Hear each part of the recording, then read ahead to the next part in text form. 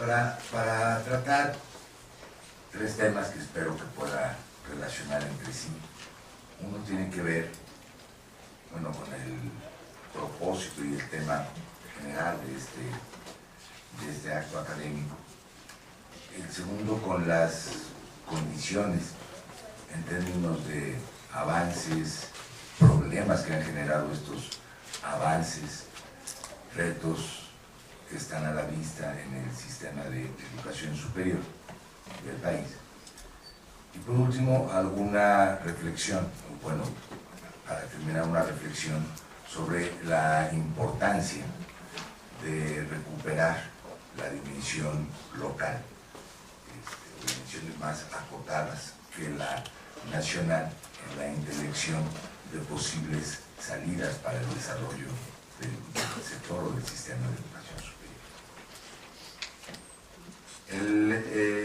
El encuentro en que estamos, que se titula La educación necesaria para la sociedad que queremos, pues implica un doble compromiso y un doble problema, ¿no? De pensar como un problema, como un tema solucionable, algo así como la sociedad que queremos,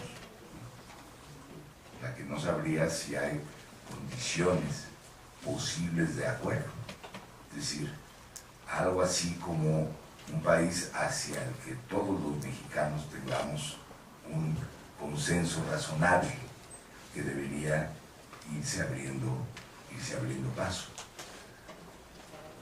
A lo mejor sí existen hoy condiciones para enunciar lo que no queremos. No queremos que siga como está, por ejemplo. Pero ya en el siguiente paso y cómo lo queremos, pues habría discusión. Unos lo quieren de una manera y otros me parece que de otra. Y más discusión y más enconada de cómo alcanzar el país que queremos o la sociedad que necesitamos. El problema de los cómo no es en absoluto trivial y me parece que es allí en donde tiene lugar el objeto del debate nacional y de la disputa política, incluso del conflicto. Por ejemplo, podemos tener un razonable acuerdo o pensar que lo tenemos acerca de que en economía, por ejemplo, necesitamos recuperar el crecimiento y expandir el empleo. Todo bien, ¿no? ¿Cómo?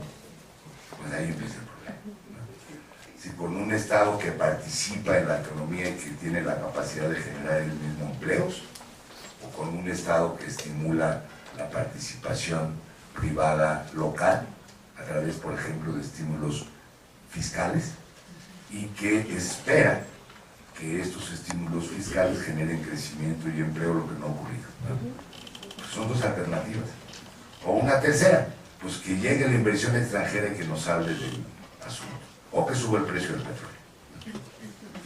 Bueno, entonces las alternativas de cómo no son solamente analíticas, implican proyectos políticos al nivel del proyecto político nacional distintos y empujan. Y son justamente, bueno, vamos a decirlo así, el tema de la democracia. De manera que la propia idea de un proyecto nacional, por ejemplo, o de una imagen de desarrollo social necesario basado, por ejemplo, en elementos tales como la democracia, la justicia, la equidad social, se convierten más que en el punto de partida, en el objeto mismo de la contienda política, y eso no podemos, digamos que, soslayar. En el espacio de la educación, por ejemplo, visto en términos muy generales, seguimos, me parece, como país, muy atrapados en tensiones que no han tenido, a pesar de los intentos buscados en esta dirección, una solución, y varios tienen. Por ejemplo, se comparte el punto de vista de que la tendencia debería ser hacia el fortalecimiento del federalismo, pero se le tiene pavor a la diversidad. una especie casi, perdonen por decirlo así, de pavor mexicano hacia la diversidad. El bachillerato es muy claro, ¿no? Sí, ¿cuál es el primer punto de diagnóstico? El bachillerato tiene una diversidad de formaciones y por lo tanto, no digo que el diagnóstico sea incorrecto, el diagnóstico es correcto, hay una diversidad, se generó una diversidad medio caótica de opciones de formación, no estoy seguro que sea tan diverso, pero en fin, y la solución que aparece es un currículum común, ¿no? Sin pronunciar un punto de vista sobre si el diagnóstico es correcto o si la solución es correcta o inadecuada, sirve para ejemplificar esta tensión que existe entre buscar al mismo tiempo propósitos de descentralización y de federalización y de mayor autonomía y libertad en la pluralidad nacional, de buscar esta perspectiva y al mismo tiempo no buscarla, diciendo lo que requerimos de nuevo son soluciones centrales, unificadas, convergentes y que den un marco común. No acabamos de resolver, me parece, esta problemática.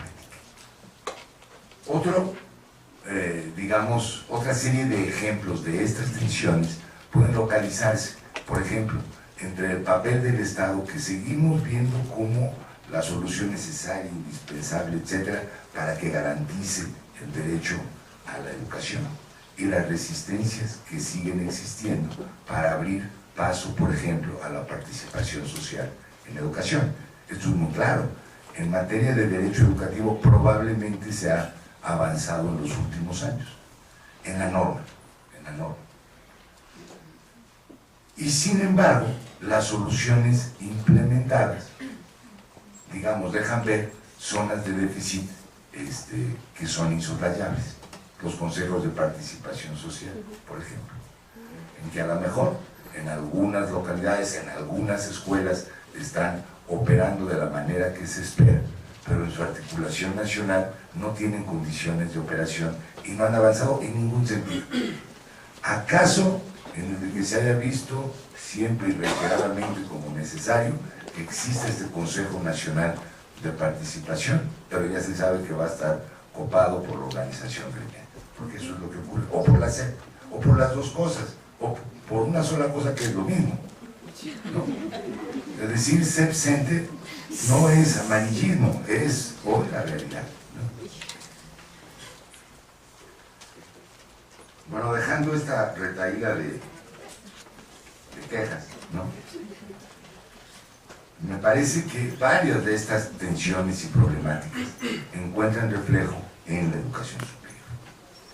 Creo que, al igual que, como lo mencionó Juan Zorrilla respecto de la media superior, en primer lugar, hay que poner en la misma mesa algunos avances, sobre todo cuantitativos, ¿no? Que estos, aunque son objeto de la disputa, pues hay evidencia empírica para mostrar tendencias en esa dirección. En los últimos 10 años se han añadido casi 1 millón de estudiantes en educación superior, 100,000 por año. No sé si es mucho o poco, pero es una cifra impresionante. Ya si se desglosa, pues el 65% de este crecimiento se debe al sector público y el resto al sector privado, que ha tenido una presencia creciente en el sistema, creciente y desigual, por cierto. Esta pauta de crecimiento también ha generado un nuevo esquema o mapa en la educación superior pública, en donde la parte creciente es de tipo tecnológico, en un país que sigue teniendo un, digamos, déficit en el proyecto productivo orientado hacia la tecnología, pero se ha apostado por eso. Y el segmento que ha disminuido en términos cuantitativos es, como se sabe, el de las universidades públicas autónomas, que por cierto es lo que siguen queriendo los estudiantes, ¿no? Entrar a estas instituciones. Entonces, no se ha hecho caso a la demanda social real, sino simplemente a las condiciones de operación de un modelo. Seguramente es más, vamos a decir, fácil o posible lograr desde el punto de vista del Estado federal acuerdos para la implantación de institutos tecnológicos, universidades tecnológicas o politécnicas, que acuerdos sobre la expansión de las públicas autónomas, que las cosas también parecerían estar cambiando en ese sentido.